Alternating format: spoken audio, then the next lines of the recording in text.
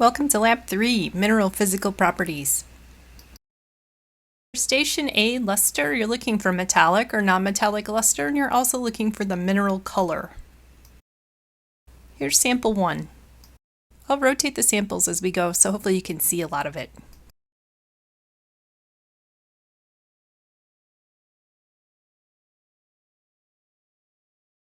Here's sample 2.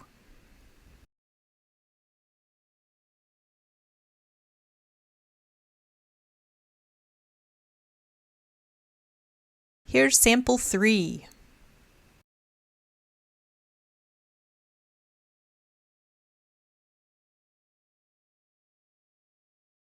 Here's sample 4.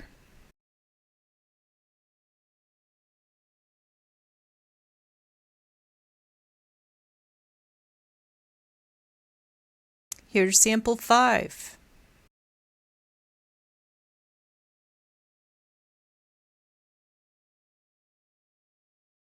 So you might notice this is a very shiny sample, but is this a metal color that's making the shine? Here's sample 6.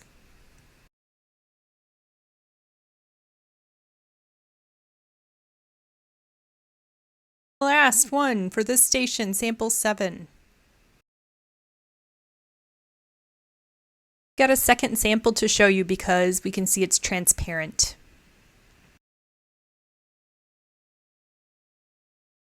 Here's station B, where you look at crystal shapes. The main thing you look at is if there's one crystal or many crystals for the same sample. Here's sample 1.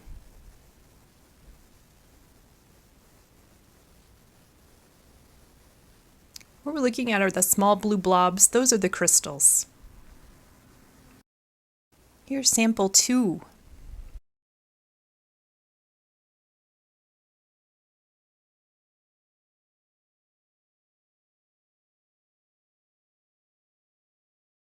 Here's sample 3.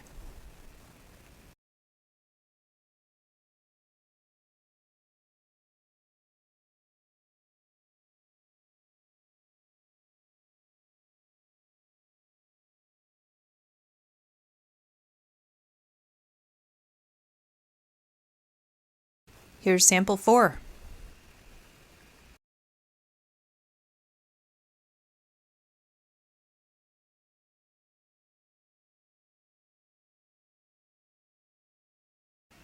Here's sample 5.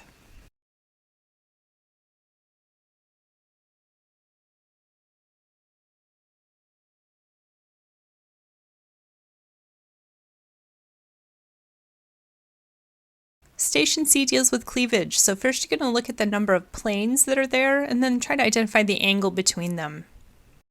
Here's sample 1.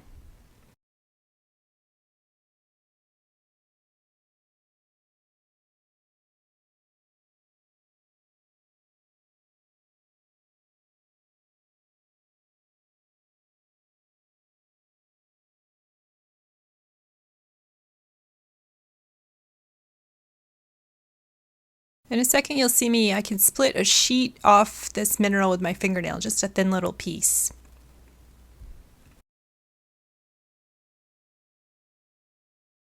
Here's sample 2.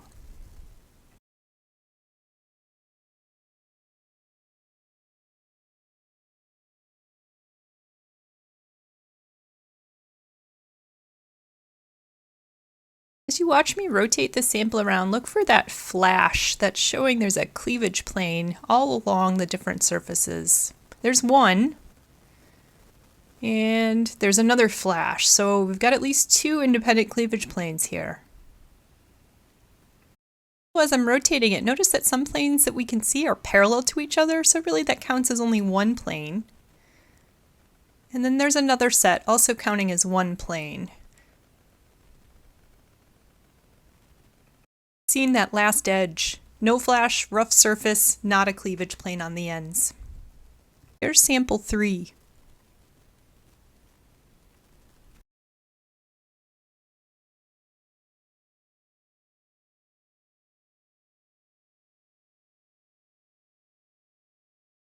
I'm going to try to identify the cleavage planes by looking for the flash, and then we're looking for planes that could be, or surfaces on the mineral that could be repeats.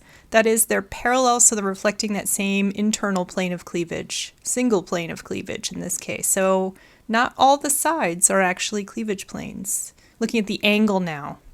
Estimating the angle to be about 90 degrees between the two intersecting planes. Sample 4.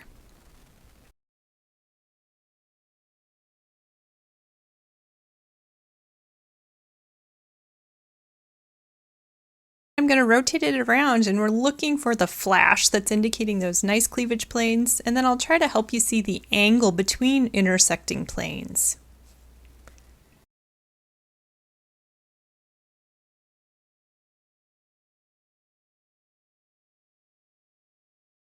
The last sample for cleavage is sample 5, noticing the sort of pyramid shape of this example.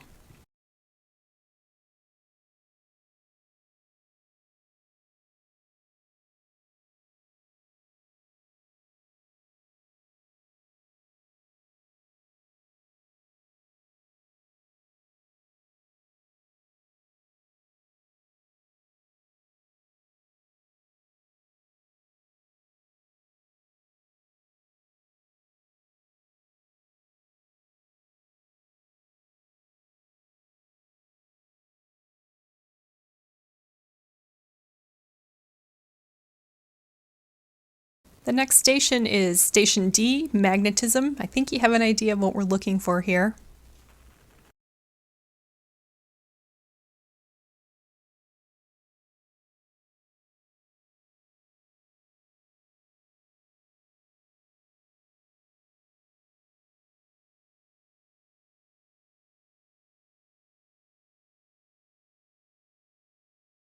Next station is Streak, Station E. We're going to scrape each mineral on a porcelain streak plate, brush away the powder, and see what color is left.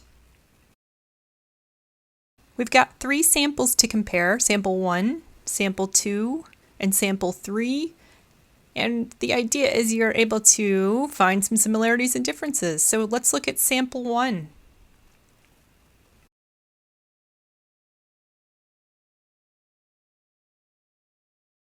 So there's sample 1's streak color.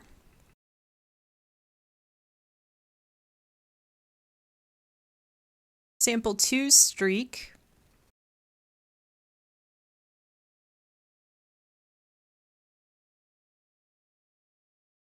And finally we'll do sample 3.